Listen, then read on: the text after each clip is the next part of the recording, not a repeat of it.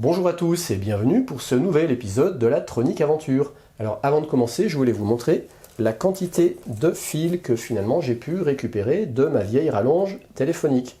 Vous voyez, voilà, j'ai de quoi faire de jolis montages avec des fils plats. Ça évite tous ces brins de fils, vous savez, les fils du pont qui font des vraies forêts de fils sur les breadboards. Avec ça, on peut faire des montages propres. Et là, franchement, j'ai de quoi faire pour un bon petit moment. Dans ce nouvel épisode, je voudrais aborder une notion complètement nouvelle pour moi, c'est le bus série. Alors pour ceux qui me suivent, vous avez pu voir que dans mes précédentes vidéos, j'avais abordé le bus, mais le bus parallèle. Je rappelle, un bus parallèle, c'est tout simplement des fils qui sont en parallèle, dans lesquels on va faire passer des bits, mais les bits, on va les envoyer tous en même temps. Donc par exemple, moi j'avais 4 fils pour 4 bits, et bien j'ai envoyé simultanément dans chaque fil un bit.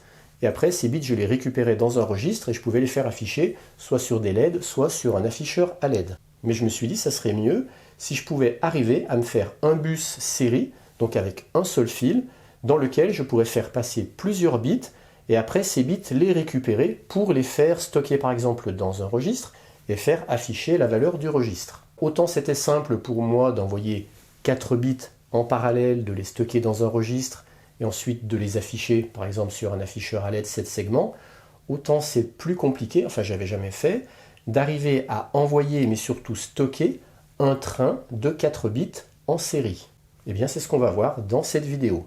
Mais je préfère vous dire tout de suite que la solution que j'ai retenue, je sais pertinemment que c'est pas la plus efficiente, la mieux, mais simplement c'est celle qui correspond à ce que je sais faire actuellement, à mon niveau actuel. Allez, on regarde ça ensemble tout de suite. Pour vous donner juste un petit aperçu, ça c'était mon montage bus parallèle, et ici il y aura mon montage bus série. Donc en parallèle, j'avais ça, donc là je pouvais changer les valeurs, je les récupérais ici. Ici ça sera mon bus série, je rentre les valeurs ici, elles ressortent là-haut, mais je n'ai qu'un seul fil data, alors que là j'en avais 4. Alors par contre ici je travaille qu'avec un seul digit, ici je travaillais avec 2 digits. Dans cette vidéo, c'est ce montage qu'on va voir ensemble.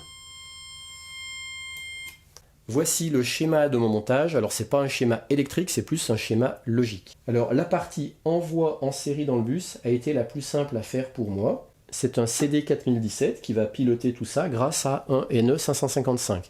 Donc ici j'ai le NE555, ici j'ai mon bus, avec un fil d'horloge, un fil data. En fait, pour moi, ça ne sera pas des fils, ce sera des rails d'alimentation de breadboard. Et les signaux d'horloge du NE555 vont arriver sur la broche horloge du CD4017. Ici, j'ai mon block switch DIP qui me permet de piloter 4 bits, bits de poids faible, 2 puissance 0, bits de poids fort, 2 puissance 3. Selon la position du switch, le circuit sera ouvert ou fermé. Les signaux d'horloge du NE555 vont cadencer le CD4017 qui va activer successivement les broches de Q0 à Q5. La broche Q0 va piloter le bit de poids faible, la broche Q1 le bit de puissance 1, la broche Q2 le bit de puissance 2 et la broche Q3 le bit de poids fort de puissance 3. Donc si le switch est activé, eh bien quand par exemple c'est Q0 qui est à l'état haut, si ce switch est activé, eh bien l'état haut va se retrouver dans le bus, dans le data du bus, donc cette LED va s'allumer et cet état haut va se retrouver dans toute la ligne du bus. Donc quand il est à l'état haut, c'est ce qu'on appelle un 1, j'aurai un 1 partout dans le bus. Si le switch n'est pas activé, par exemple celui-là, la broche Q2, bien quand Q2 sera activé, si le switch n'est pas activé, j'aurai du 0 volt, donc mon 0 dans tout le bus. Ici c'est les 4 LED vertes qui vont matérialiser l'état d'entrée de mes bits dans le bus. Comme vous le voyez, pour la partie envoi en série des bits dans le bus, c'est assez simple. Par contre, pour arriver à récupérer ici 4 bits en parallèle à partir d'un envoi en série, voici comment j'ai fait, c'est pas très compliqué. J'ai utilisé, en plus du registre final, 4 registres intermédiaires de R0 à R3, chacun de ces 4 registres n'ayant qu'une seule broche connectée au data du bus. Le but, c'est que chacun de ces registres ne stocke qu'un seul bit. Concrètement, quand Q0 enverra son bit dans le bus, eh bien je veux que ce soit ce registre qui stocke l'état du bus, soit un 0, soit un 1. Ensuite, quand Q1 enverra son bit dans le bus, je veux que ce soit ce registre-là qui le stocke, et ainsi de suite, celui-là, celui-là, celui-là, celui-là. Et après, je veux que R4 récupère le bit de chaque registre, les stocke et puisse les restituer tous en même temps, en parallèle, pour les afficher sur les LED. Et j'ai rajouté également un décodeur BCD avec un afficheur à LED 7 segments pour pouvoir lire ce code binaire en décimale.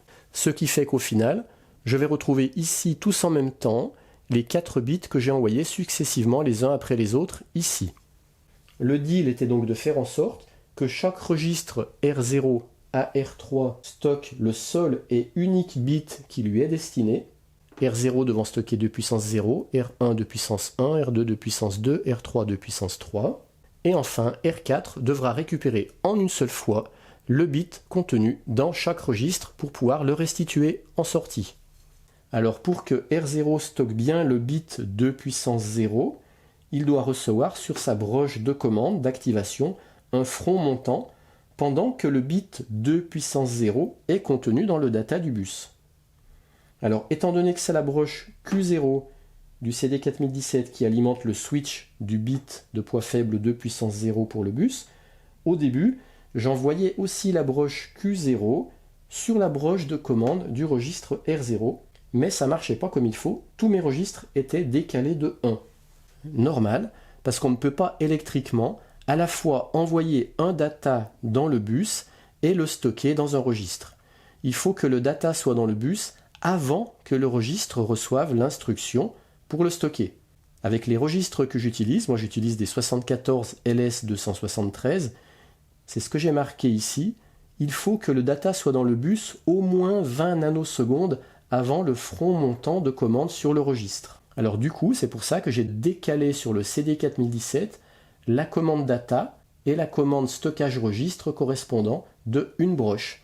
Donc c'est pour ça que la commande de stockage du registre R0, on la retrouve sur la broche Q1, alors que le data correspondant est sur la broche Q0. Ce qui fait que si on décompose ce qui se passe, eh bien quand le CD4017 reçoit son premier front montant de l'horloge, du NE555, c'est la broche Q0 qui est en sortie. La broche Q0 va donc envoyer le bit de poids faible dans le bus. Pour l'instant, c'est tout. On ne stocke encore rien. On attend le prochain front montant d'horloge. Au prochain front montant d'horloge, c'est Q1 qui va être activé. Q1, il va faire quoi? Il va être relié à deux choses, à la fois à la broche de commande de stockage de R0 et à la fois au bit 2 puissance 1.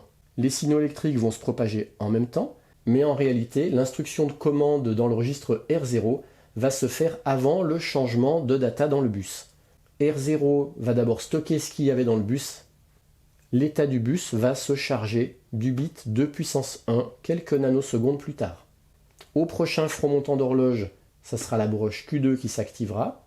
Et là, pareil, décalage entre la broche de stockage dans le registre et l'envoi du bit dans le data. Donc Q2 va stocker dans R1 ce qui se trouvait encore dans le data avant que Q2 ne vienne changer la valeur dans le data du bus. Q3 va stocker dans R2 ce qui était dans le data du bus, et en même temps, il va changer l'état du data du bus avec le bit de poids fort. Q4, eh bien, il n'a plus qu'à stocker dans R3 ce qui était dans le bus, qui était justement le bit de poids fort, et comme le registre R4 a ses 4 entrées reliées à une entrée de chacun des 4 registres, eh bien, quand la broche Q5 va passer à l'état haut, comme elle est reliée à la broche d'activation de stockage du registre R4, eh bien R4, il va stocker simultanément tout ce qui est en sortie de R3, R2, R1, R0.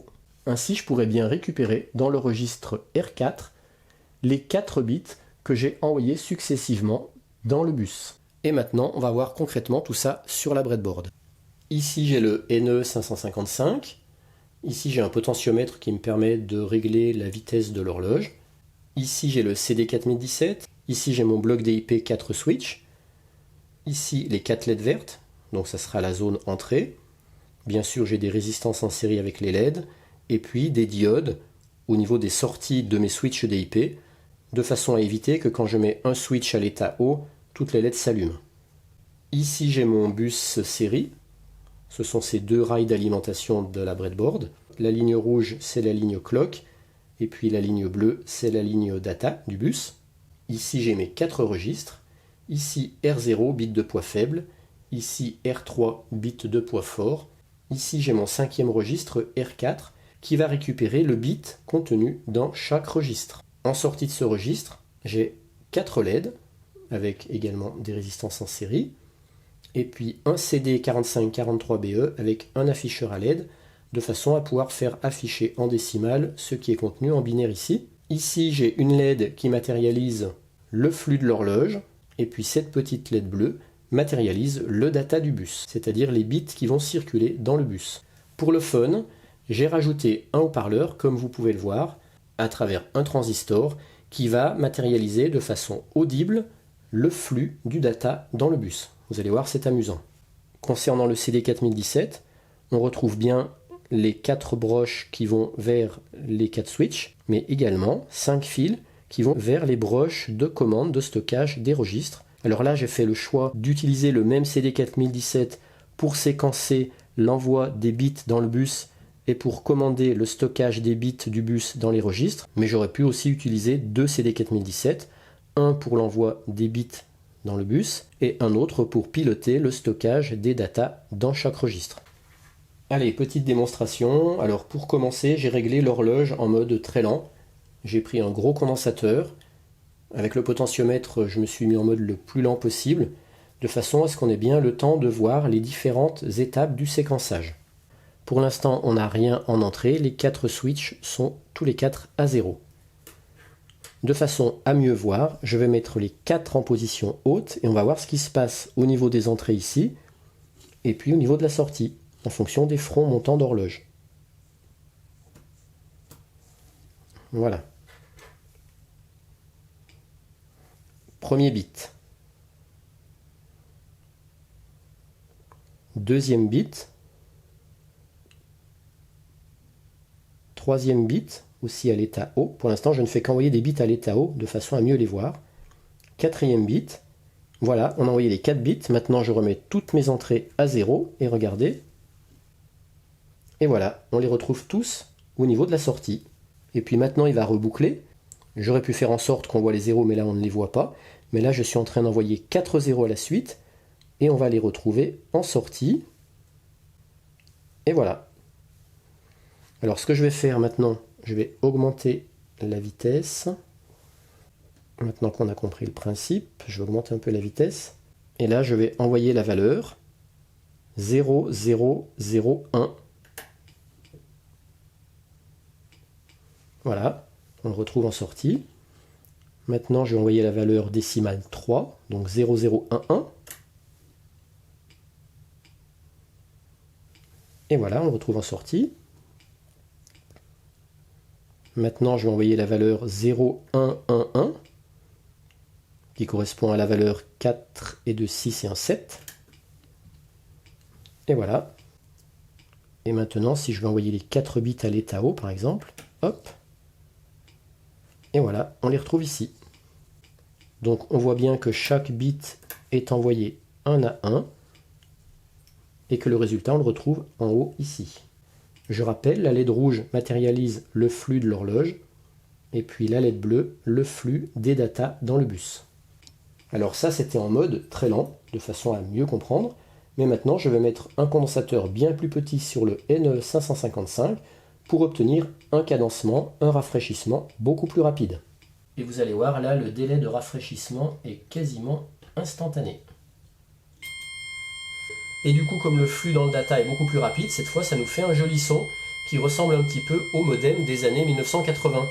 Là, on a une vitesse d'horloge telle qu'on aura l'illusion qu'on retrouvera quasiment instantanément en sortie ce qu'on lui met en entrée.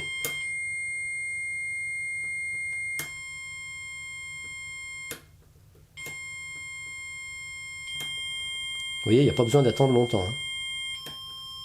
On a l'impression que c'est instantané. Et regardez avec le potentiomètre, si je fais varier la vitesse du NE555,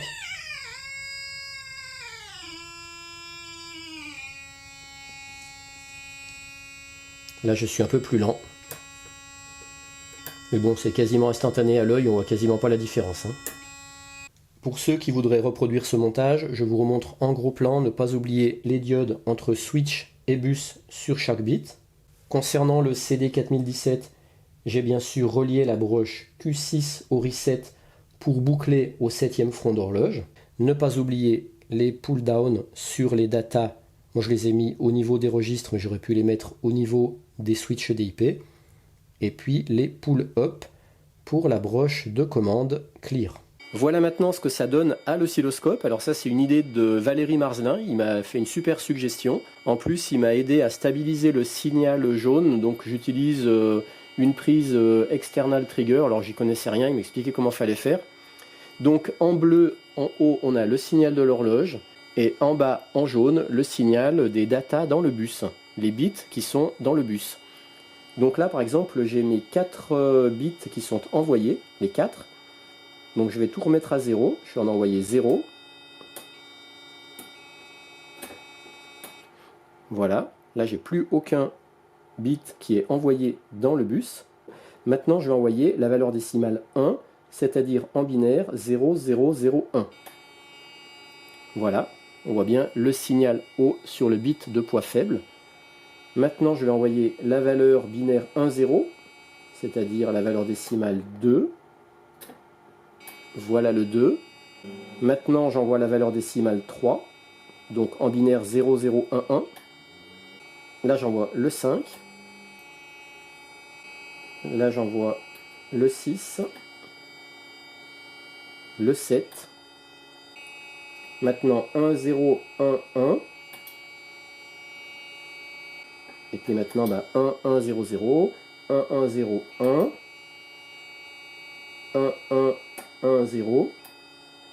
Et enfin 1111. Et on voit bien qu'il y a 2 fronts montants d'horloge dont je ne me sers pas pour envoyer du data dans le bus. En effet, je m'en sers pour finir de stocker dans un registre et puis un front montant d'horloge qui va venir reboucler le CD4017. Donc c'est pour ça que de toute façon, même quand j'ai mes switches DIP, les 4 qui sont en position haute, j'envoie mes 4 bits, et bien j'ai quand même 2 états bas dans le bus, puisque les fronts montants d'horloge ne génèrent aucun signal de data. Pour le fun, je me suis amusé à faire ça. Est-ce que vous avez une idée de comment j'ai fait pour obtenir ça? Eh bien j'ai tout simplement rajouté 3 NE 555 qui cadencent à des fréquences différentes sur 3 bits. Et du coup, j'obtiens ça.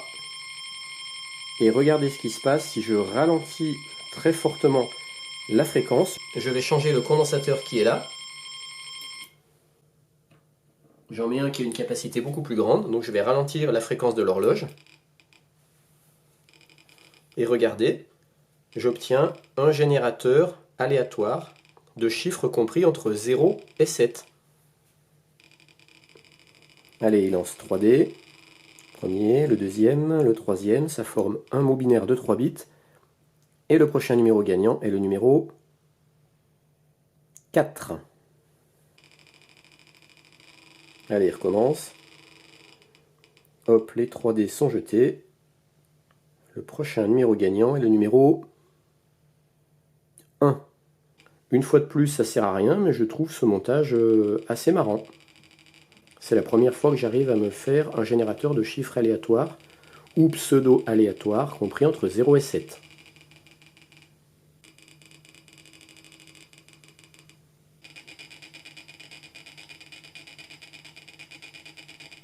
Et toujours dans la série, ça sert à rien mais je m'éclate, j'ai relié mes 2 derniers montages, bus série, bus parallèle, et le chiffre qui est ici, la valeur ici, je la renvoie sur l'entrée B là-bas.